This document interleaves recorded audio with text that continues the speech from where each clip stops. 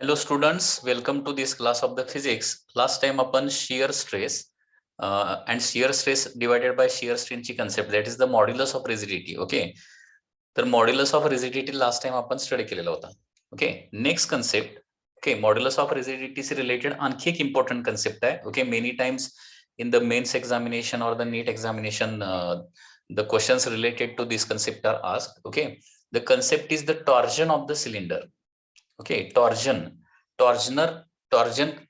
चा दुसरा मिनिंग काय आहे? ट्विस्टिंग. म्हणजे एका सिलेंडरला किंवा एका रॉडला ट्विस्ट केल्यानंतर त्याच्याशी रिलेटेड कन्सेप्ट कशी येते बघा. Suppose this is a cylinder. Okay, the length of cylinder is equal to capital L. Okay, and it is fixed at one end. Suppose it is fixed on the right hand side. Right end जे आहे ते पूर्णपणे काय करायचं आहे? एका rigid सपोर्टला काय करायचं आहे? फिक्स करायचं आहे.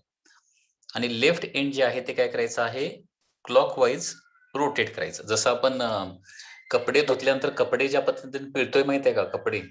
कपड्याचे पिळण्याचे ऍक्शन म्हणजे ट्विस्टिंग ऍक्शन किंवा टॉर्जन ऍक्शन, ज्याच्यामध्ये काय करतो आपण? एक साइड आपण फिक्स करतो आणि दुसऱ्या साइडला काय करतो आपण? पिळतो, ट्विस्ट करतो. तर आता ज्यावेळी इथं सगळ्यात महत्वाची गोष्ट लक्षात घ्या. ओके, एक महत्वाची गोष्ट, इम्पॉर्टंट कन्सेप्ट इज दॅट कुठलाही रॉड एखादा रॉड आपण काय केला? एका एंडला फिक्स केला. ओके, लेफ्ट हँड साइडला फॉर एक्झाम्पल फिक्स केला आणि राईट हँड साइडला त्याला पिळला, म्हणजे टॉर्जन केलं, ट्विस्ट केला. तर याच्यामध्ये कुठली स्ट्रेस प्रोड्यूस होते? That is the first question. Okay, the stress produced in such cases shear stress. कारण इथं आपण या रॉडला स्ट्रेच तर करत नाही ना. स्ट्रेच केलं असतं तर काय झालं असतं? लॉन्जिट्युडनल स्ट्रेस प्रोड्यूस झाली असती. परंतु इथं स्ट्रेच करत नाहीये, त्याच्या एका एंडला धरून पिळतोय आणि त्याच्यामुळे काय होणार आहे? त्याचा शेप चेंज होणार आहे. आणि ज्यावेळी शेप चेंज होतो ना, त्यावेळी काय कुठली स्ट्रेस प्रोड्यूस होते? Shear stress. तर सगळ्यात महत्वाची गोष्ट इथं तुम्हाला काय लक्षात ठेवायचं आहे? In case of torsion of cylinder, which type of stress is produced? Shear stress is produced. Okay, आता बघा याच्यामध्ये, when a cylinder is clamped at the upper end or the right end and torque is applied on the left end. Okay, the cylinder get twisted and torque per unit twist. आता इथं एक formula आहे, torque per unit twist. म्हणजे twist म्हणजे काय असतं? किती डिग्रीनं आपण रोटेट करतोय त्याला काय म्हणतो आपण? ट्विस्ट असं म्हणतो. ट्विस्ट कशामध्ये मेजर करणार तुम्ही? डिग्रीमध्ये. 10 degree, 20 degree, 30 degree and so on. म्हणजे फॉर एक्झाम्पल बघा, सुरुवातीला हे जे पॉइंट जो आहे तो ए या ठिकाणी असणार आणि ट्विस्ट केल्यानंतर काय होणार आहे? ए हा पॉइंट बी या पॉइंटला काय होणार आहे? शिफ्ट होणार आहे, मूव्ह करणार आहे सर्क्युलर लाईक दिस. ठीक आहे, आणि त्याच्यामुळं कितीनं ते ट्विस्ट होणार आहे? This angle is shown in the diagram. Theta अँगलनं काय होतोय? ट्विस्ट होतोय. तर torque per unit twist, torque per unit ट्विस्टचा फॉर्म्युला असतो tau by theta is equal to C, and C is equal to directly formula आहे हा पाय eta R raise to 4/2L.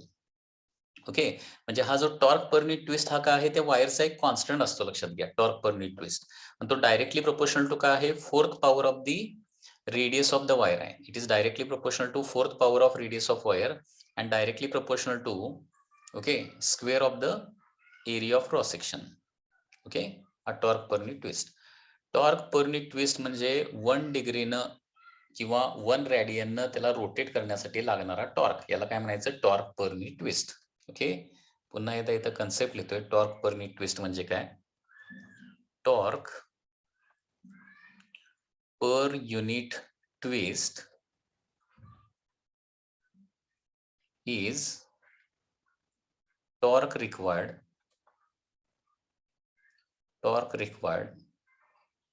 to twist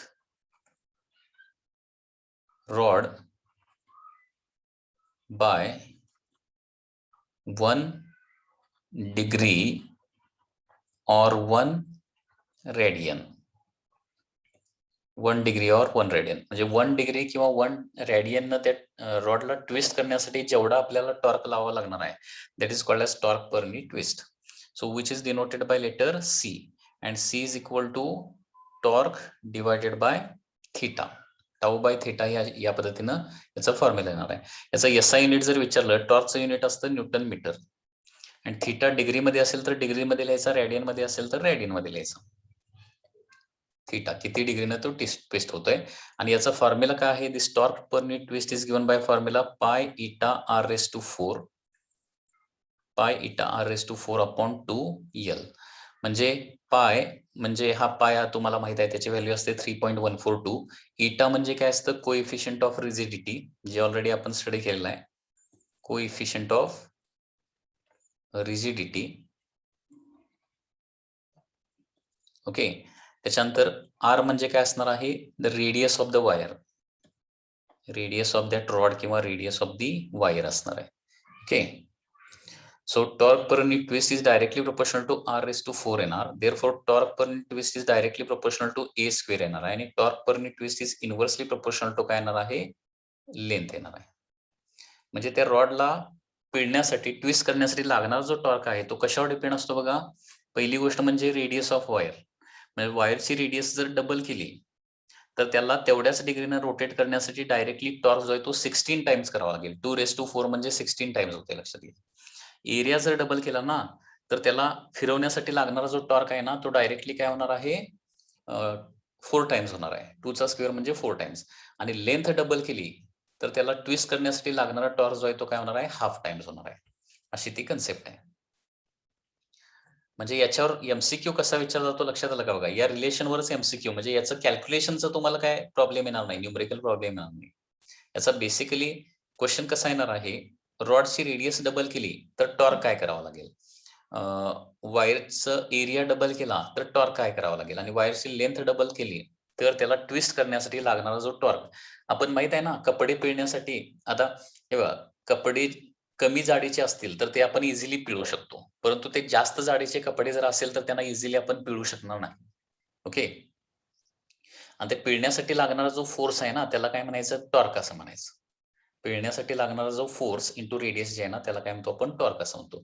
तर टॉर्क हा काय असतो, directly proportional to 4th power of the radius असतं. म्हणजे रेडियस जर डबल झाली ना तर त्याला पिळण्यासाठी, त्याला ट्विस्ट करण्यासाठी लागणारा टॉर्क डायरेक्टली 16 टाइम्स होणार आहे. 2⁴ किती असतं माहित ना, 2⁴ 16 टाइम्स असतं. समजा त्या रॉडचा एरिया डबल केला तर त्याला पिळण्यासाठी लागणारा टॉर्क, लक्षात घ्या, एरिया जर डबल केला तर पिळण्यासाठी लागणारा टॉर्क 2चा स्क्वेअर म्हणजे काय होणार आहे, 4 टाइम्स होणार आहे. आणि त्याची लेंथ जर काय केली, लेंथ आपण वाढवली तर आपण इझिली पिळू शकतो, असा त्याचा मिनिंग झाला. लेंथ डबल केली तर काय होणार आहे, त्याला ट्विस्ट करण्यासाठी लागणारा जो टॉर्क जो आहे ना तो हाफ टाइम्स होणार आहे.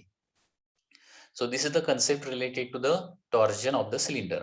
आता इथं आणखी एक महत्वाची गोष्ट आहे टॉर्जन ऑफ सिलेंडरशी related, that is angle of twist and angle of shear यांच्यामधलं रिलेशन आपल्याला काढायचं आहे.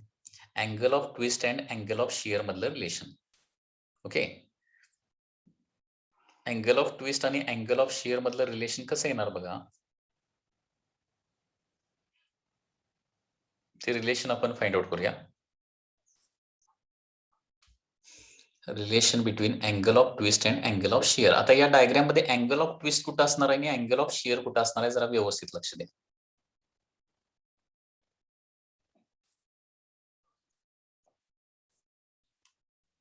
Suppose this is a rod which is clamped on the right hand side. This is the rod which is clamped on the right hand side. Right hand side ला clamp केला आणि left hand साईडला काय केलेलं, याच्या left hand साईडला आपण hand न धरलं आणि त्याला काय केलं, पिळलं. तर लक्षात घ्या, सुरुवातीला सपोज काय असेल, आपण काय करतोय, एक पॉइंट इथे घेतोय, ए हा पॉइंट घेतोय, या सर्कम्फरन्स वरचा ए हा पॉइंट घेतोय. याला ट्विस्ट केल्यानंतर, क्लॉकवाईज रोटेट केल्यानंतर ए हा पॉइंट काय होणार आहे, इथं सरकणार. फॉर एक्झाम्पल ए हा पॉइंट काय होणार आहे, ए डॅशला जाणार, हे पिळलं जाणार ना, ए डॅशला जाणार आहे ए हा पॉइंट. आणि त्याच्यामुळे किती अँगल मधून ते ट्विस्ट होणार आहे, थीटा अँगल मधून ट्विस्ट होणार. काय सांगतोय लक्षात येते का बघा. आपण आता काय काढायला लागलोय ते अगोदर लक्षात घ्या. Relation between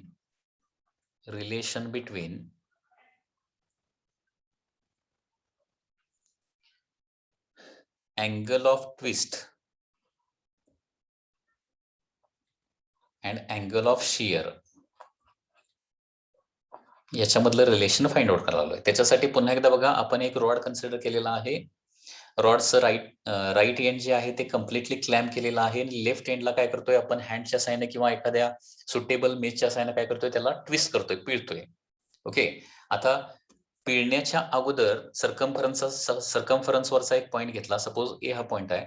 okay. तर पिळण्याच्या अगोदर पॉईंट ए इथं असेल तर पिळल्यानंतर हे क्लॉकवाईज काय करणार आहे, आपण पिळणार आहे. क्लॉकवाईज पिळल्यानंतर काय होणार आहे, सपोज ए हा पॉईंट ए डॅश या ठिकाणी गेला तर इथं अँगल ऑफ ट्विस्ट काय होणार आहे, अँगल ऑफ ट्विस्ट म्हणजे किती डिग्री मधून ते पिळलं जाणार, that is angle of twist, तो असणार आहे थीटा. अँगल ऑफ ट्विस्ट असणार आहे थीटा. ठीक आहे. Here R is the radius of this cylinder or r is the radius of this rod and L is the total length. L is the total length of the rod suppose. ठीक आहे. आता angle of shear कुठे येणार आहे, angle of shear म्हणजे हे बघा, आता हा layer A to A dash काय होणार आहे, डिस्प्लेस होणार आहे आणि फिक्स्ड लेअर कुठे आहे, राईट हँड साइडला आहे ना. तर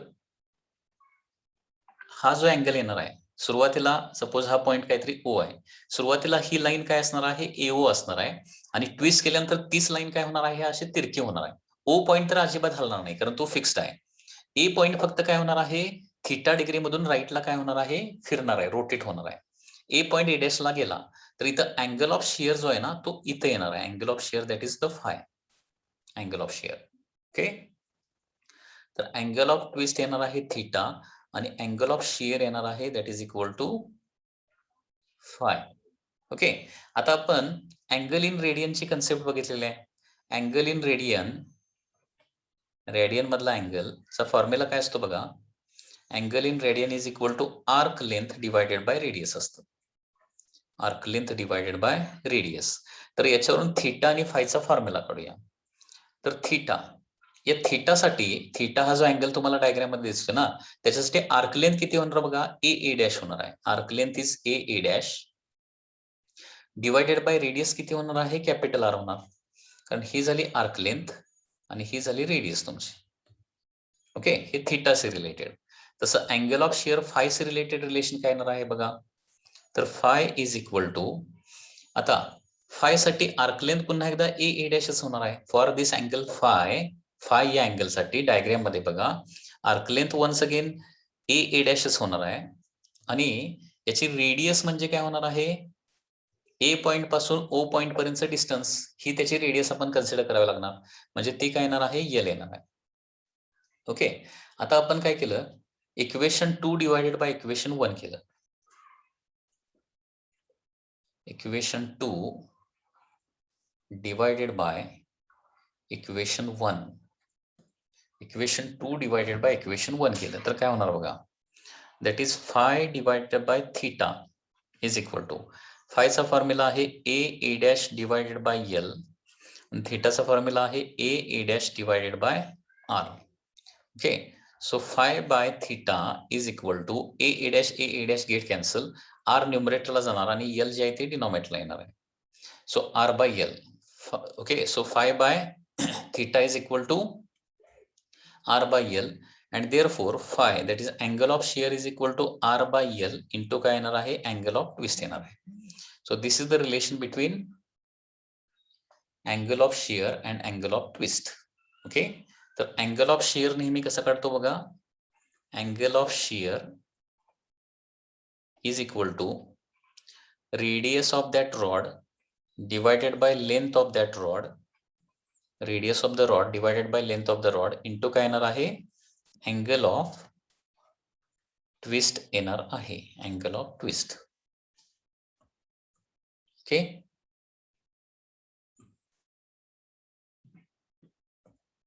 so this is the relation between angle of shear and the angle of twist.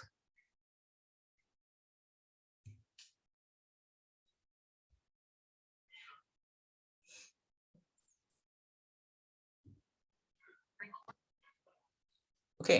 आता टॉर्जन ऑफ सिलेंडरशी रिलेटेड कुठले कुठले इम्पॉर्टंट फॉर्म्युले आहेत बघा, टॉर्जन ऑफ सिलेंडर. ओके, ते फॉर्म्युले पुन्हा एकदा रिवाइज करूया आपण आणि त्याच्याशी रिलेटेड क्वेश्चन कसे येतात ते पुन्हा एकदा आपण बघूया. आता फर्स्ट आहे that is torque per unit twist. Torque per unit twist म्हणजे टॉर्क डिवाइडेड बाय असतं अँगल ऑफ ट्विस्ट म्हणजे थीटा आणि त्याचा फॉर्म्युला येतो दॅट इज पाय eta R raise to 4, pi eta R raise to 4 divided by 2l असा formula आहे. Okay, मग याच्यावरून टॉर्कचा जर फॉर्म्युला काढायचा झाला, टॉर्क, टॉर्क म्हणजे काय असतं, फोर्स इंटू रेडियस, हे लक्षात ठेवा. टॉर्कचा फॉर्म्युला फोर्स इंटू रेडियस. ठीक आहे, तर थीटाला RHS ला न्यावं लागेल. टॉर्कचा फॉर्म्युला येणार आहे पाय इटा R⁴ divided by 2L into theta. ठीक आहे. So on this question is like this. Torque required to twist a rod. हे बघा, torque required to twist a rod of radius r through angle theta is tau. Okay, so this is a Greek alphabet. याला काय म्हणतो? TAU असं म्हणतो. याला Greek alphabet आहे. Okay, उलटा जे उलटा आपण काढतोय ना त्याला काय म्हणायचं? टाऊ. हे टॉर्क साठी स्पेशल सिम्बॉल आहे. Torque required to twist a rod of radius r through angle theta is tau. म्हणजे r रेडियसचा रॉड आहे, त्याला थीटा अँगल मधून ट्विस्ट करायला टॉर्क किती लागतोय आपल्याला? टाऊ एवढा टॉर्क लागतोय असं दिलंय. आता पुढचा क्वेश्चन बघा. Then torque required to twist another rod of same material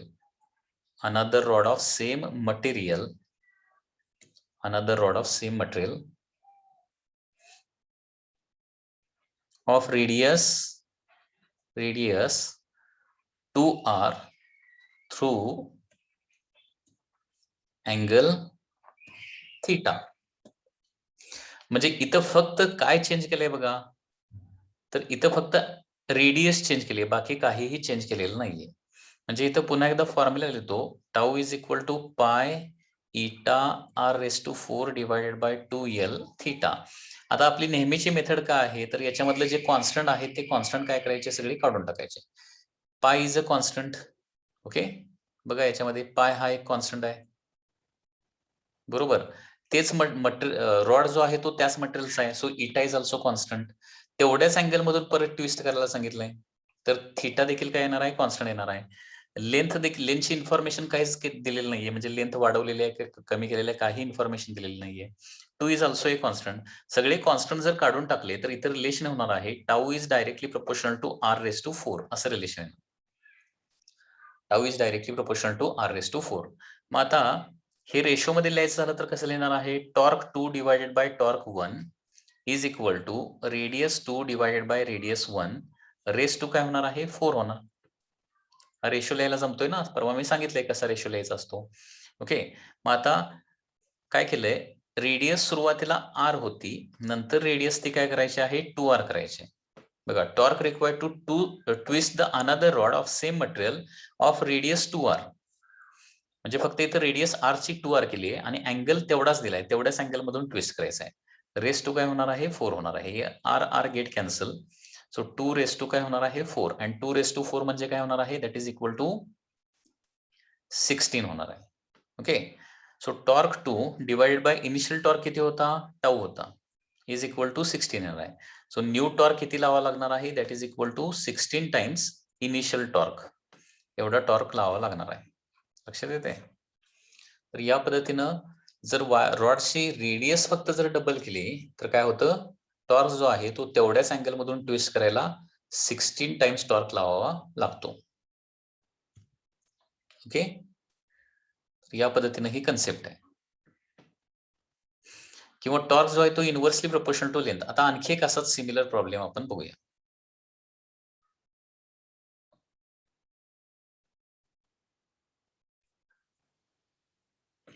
Let's see one more question related to this. Okay. Torque required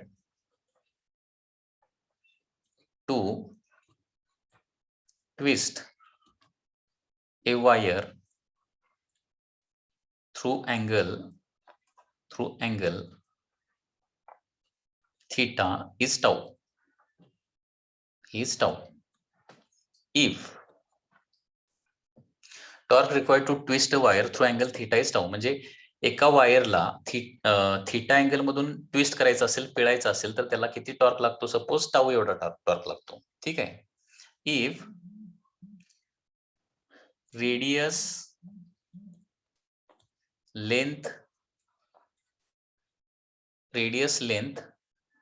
and eta are doubled. ओके, हे सगळं डबल केलं म्हणजे रेडियस डबल केली, लेंथ डबल केलं, eta पण double केला, then new torque required to twist by angle theta by 4. म्हणजे बघा, याच्यामध्ये सगळंच चेंज केलंय. बरोबर, म्हणजे सुरुवातीला थीटा अँगल मधून रोटेट करायला टाऊ एवढा टॉर्क लागतो. आता काय करायचं आहे, नवीन एक वायर घ्यायची, त्याची रेडियस, लेंथ आणि मॉड्युलस ऑफ रिजिडिटी सगळंच डबल्ड आहे त्या नवीन वायरचं. आणि त्याला आता काय करायचं आहे, आपल्याला थीटा मधून ट्विस्ट नाही करायचं, थीटा बाय 4 मधून ट्विस्ट करायचंय. तर आता नवीन टॉर्क किती लागणार आहे? तर पुन्हा एकदा बघा, हा टॉर्कचा फॉर्म्युला लिहितो आता. टाऊ इज इक्वल टू पाय इटा r⁴ divided by 2l into theta. आता याच्यामध्ये कॉन्स्टंट काय राहणार आहे? तर फक्त पाय आणि 2 एवढे दोनच कॉन्स्टंट राहणार आहेत. बाकी सगळं काय करायचं आहे, आपल्याला चेंज करायचं. म्हणजे इटा चेंज करायचा आहे, आर चेंज करायचा आहे, एल चेंज करायचा आहे, थीटा बाकी सगळं चेंज करायचं आहे. And therefore I can write here that is, जे कॉन्स्टंट आहे ते बाहेर काढून टाकूया. So tau is directly proportional to काय येणार आता मग? Tau is directly proportional to eta r⁴ upon 2l into theta. आता डायरेक्टली प्रोपोर्शनॅलिटीचं साइन मध्ये आलं तर आता रेशो आपण लिहू शकतो. New torque divided by original torque, that is टाऊ2 डिवायडेड बाय टाऊ1. आता टाऊ आणि इटा कसं आहे, डायरेक्टली प्रोपोर्शनल आहे, त्याच्यामुळे काय लिहिणार आहे, इटा2 डिवायडेड बाय इटा1 लिहिणार, इंटू टाऊ आणि आर काय आहे, डायरेक्टली प्रोपोर्शनल टू आहे आणि 4th पॉवर मध्ये, म्हणजे r2 divided by r1 raise to काय लिहिणार, 4 लिहिणार, इंटू हे 2 इथं लिहायची काही गरज नाहीये. ओके, त्याच्यानंतर टॉर्क आणि लेंथ कसे आहेत, इनव्हर्सली प्रोपोर्शनल आहेत. म्हणजे टाऊ2 बाय टाऊ1 म्हणजे काय लिहावं लागेल, L1 बाय L2 उलट लिहावं लागणार आहे. आणि 4th हा टॉर्क थीटावर पण डिपेंड आहे, कारण थीटा पण आपल्याला इथं चेंज करायचा आहे. इज इक्वल टू काय लिहायचं, θ1 बाय θ2. ज्या लागणाऱ्या सगळ्या ज्या गोष्टी आहेत ना, किंवा चेंज केलेल्या ज्या सगळ्या गोष्टी आहेत त्यांचा रेशो इथं तुम्हाला लिहायचा आहे. Okay, so therefore final torque टाऊ2 काढायचा आहे. इनिशियल टॉर्क किती होता, टाऊ होता. आता इटा2 बाय इटा1 किती होणार, 2 होणार, कारण सुरुवातीला इटा1 असेल तर नंतर 2 टाइम्स इटा1 करायचं आहे म्हणून क्वेश्चन मध्ये सांगितलेलं आहे. त्याच्यानंतर सुरुवातीची रेडियस किती होती, आर होती फॉर एक्झाम्पल. नंतरची रेडियस काय होणार आहे, 2r होणार, डबल करायचं आहे ना, म्हणजे इथं देखील 2 बाय 1 येणार आहे. बघा हा, सुरुवातीला जर कोइफिशियंट ऑफ रिजिडिटी काय असेल, इटा असेल, तर नंतर काय होणार आहे, ते 2 इटा होणार आहे.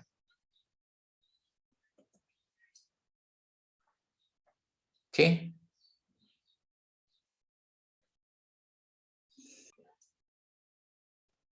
बघा इटा सुरुवातीला 1 असेल तर नंतर 2 करणार, डबल करणार. रेडियस 1 असेल तर नंतर 2 करणार आहे, त्याची रेस टू 4 पॉवर आहे. सुरुवातीला लेंथ काय असेल, 1 असेल तर नंतर 2 करणार आहे. L1 म्हणजे इनिशियल लेंथ, L2 म्हणजे न्यू लेंथ. आणि अँगल बघा, सुरुवातीला थीटा अँगल आहे, sorry, torque is directly proportional to theta ना, म्हणजे इथं थीटाचं रिलेशन, जस्ट अ मिनिट, थीटाचं रिलेशन काय करायचं आहे, टाऊ2 बाय टाऊ1 म्हणजे θ2 बाय θ1च लिहावं लागेल. ओके, आणि इथं मग काय होणार बघा,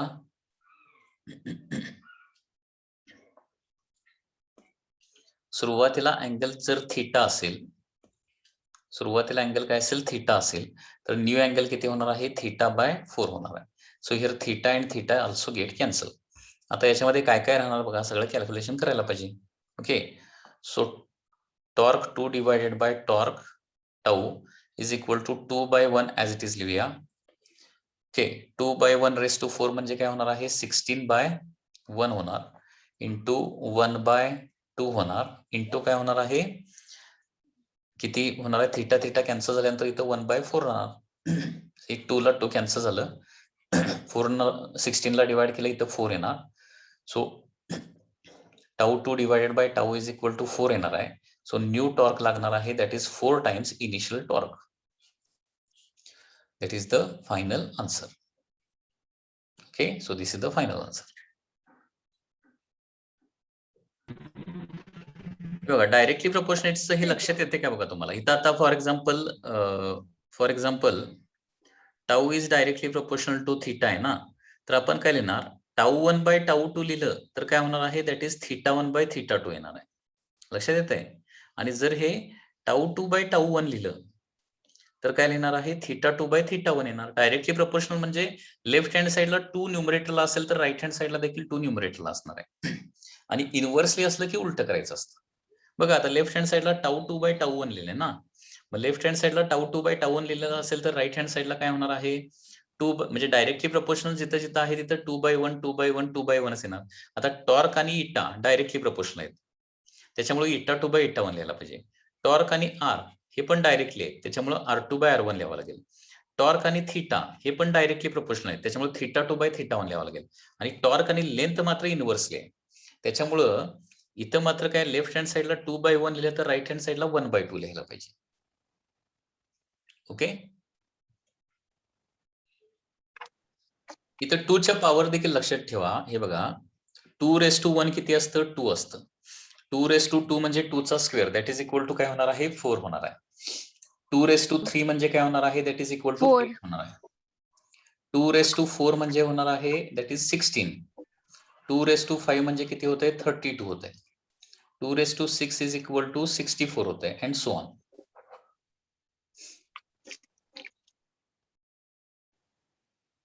Next,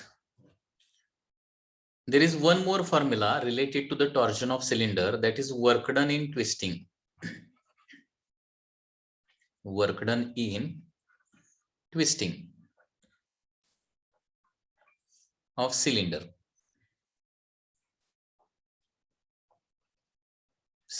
or wire or the rod. Now the basic formula for work done in twisting the cylinder is half into C into theta. फिर C म्हणजे काय असणार आहे, टॉर्क पर युनिट ट्विस्ट, आणि थीटा म्हणजे काय असणार आहे, half into C into theta square. Okay, फिर थीटा म्हणजे काय असणार आहे, अँगल ऑफ ट्विस्ट असणार आहे. तर हाफ इंटू सीचा फॉर्म्युला इथं ठेवूया आपण. सीचा फॉर्म्युला काय बघितला होता, पाय इटा R⁴ divided by 2L into theta square. Okay, म्हणजे एखाद्या वायरला थीटा अँगल मधून ट्विस्ट करायचं असेल तर तुम्हाला लागणार जे वर्कडन येणार आहे, किती वर्क करावं लागेल, त्याचा हा फॉर्म्युला आहे. दॅट इज हाफ के पाय इटा R⁴ upon 2L into theta square. म्हणजे इथं सिंपल क्वेश्चन असा विचारला जाऊ शकतो. Simple question is like this, work to twist a wire of radius R is W. हे बघा, सुरुवातीला R रेडियसची वायर आहे आणि त्याला ट्विस्ट करायला W एवढं वर्कडन लागतंय. Okay, now work done ट्विस्ट similar wire of radius 2R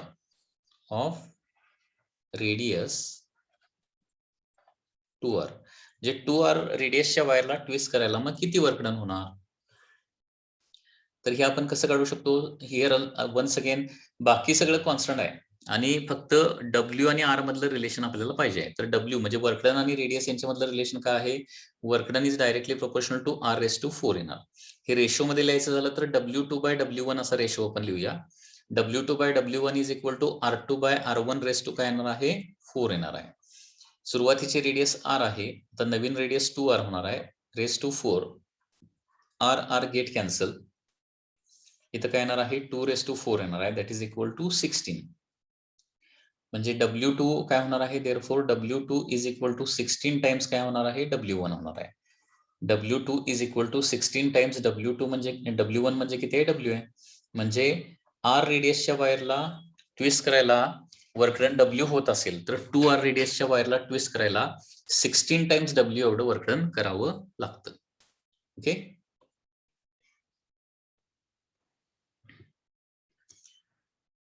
Next, let's solve one problem related to angle of twist and angle of shear. Okay.